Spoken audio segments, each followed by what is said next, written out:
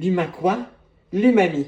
Et oui, auprès de l'amer, de l'aigre, de l'acide, du sucré et du salé se trouve l'umami, une saveur qu'on a dans notre bouche depuis que nous sommes tout jeunes. Pourtant, peu de gens le connaissent. Alors, l'umami, c'est quoi? Voici 3 choses à savoir sur ce goût si particulier. Première chose, c'est que l'umami a des origines japonaises. Bien que cette saveur fasse partie de nous, eh bien, c'est seulement en 1908, par un scientifique japonais, que l'umami a été découvert. Bon, il est en train de manger une genre de soupe avec des algues et tout ça.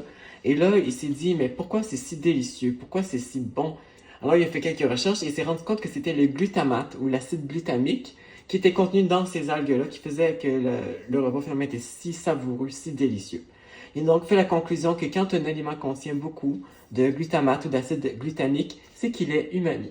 Deuxième chose à savoir, la perception de l'umami. Alors, quand on mange un aliment qui est umami, comment est-ce que ça se ressent sur notre langue? Mais en fait, contrairement à l'acide, l'aigre, le sucré ou le salé, qui ont des papilles gustatives spécialisées sur la langue, mais l'umami va se ressentir sur toute la langue. Et quand on mange un aliment qui est umami, ça va vraiment avoir une sensation de chatouillement et une sensation de bien-être. Troisième chose à savoir sur la saveur umami, c'est qu'il y a un large éventail d'aliments qui le sont, que vous mangez au quotidien et que, c'est umami.